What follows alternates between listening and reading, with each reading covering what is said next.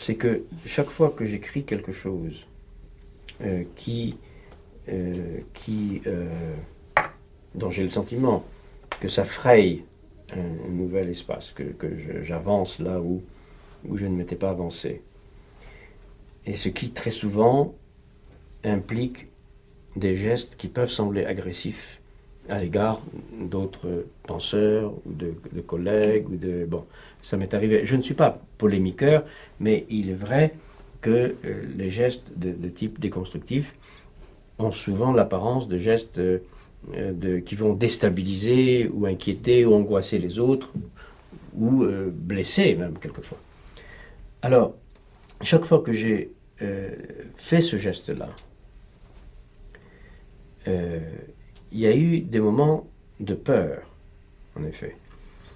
Pas au moment où j'écrivais. Quand j'écris, il y a une espèce de nécessité ou je sais pas comment dire, de force plus forte que moi qui fait que ce que je dois écrire, je l'écris. N'importe quelles que soient les conséquences.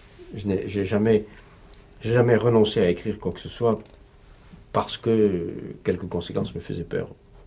Donc, rien ne m'intimide quand j'écris.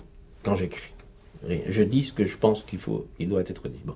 Cela dit, quand je n'écris pas, quand je ne suis pas en train d'écrire, et à un moment très particulier, qui est le moment où je m'endors, I have a nap or something, je me mets là, and I fall asleep. Okay?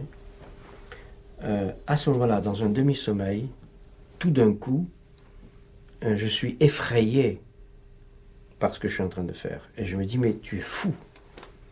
Tu es fou d'écrire ça. Tu es fou de t'attaquer à ça. Tu es fou de critiquer telle ou telle personne. Tu es fou de contester telle ou telle autorité, que ce soit une autorité textuelle, une autorité personnelle, une autorité institutionnelle. Et il y a une sorte de panique dans une sorte de subconscient, ça, de panique, comme si, à quoi est-ce que je peux comparer ça? Imaginez un enfant qui fait quelque chose de honteux, n'est-ce pas? Il a fait une chose honteuse. Bon. Il y a les rêves de Freud, les rêves d'enfants nus, enfin on se promène nus. Hein. Vous savez, les rêves, on se promène tout nu, et puis on est effrayé parce que tout le monde voit que vous êtes nus. Bon. Alors, dans ce demi-sommeil, j'ai l'impression que j'ai fait une chose criminelle, honteuse, inavouable, que je n'aurais pas dû faire. Et quelqu'un est en train de me dire, mais tu es fou de faire ça. Et c'est l'évidence même, je le crois, dans mon demi-sommeil, je le crois. Et donc, l'ordre qui est impliqué là-dedans, c'est arrête tout, retire ça, brûle tes papiers, ce que tu es en train de faire est inadmissible. Mais dès que je me réveille, c'est fini. Ça veut dire, je l'interprète comme ça, que quand je suis éveillé, conscient, au travail, etc., je suis d'une certaine manière plus inconscient que dans ce demi-sommeil. Dans ce demi-sommeil, il y a une certaine conscience, une certaine vigilance qui me dit la vérité. À savoir que ce que je fais, c'est très grave, d'une certaine manière.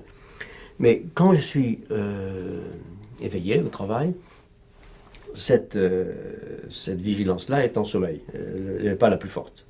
Et donc je fais ce qui doit être fait.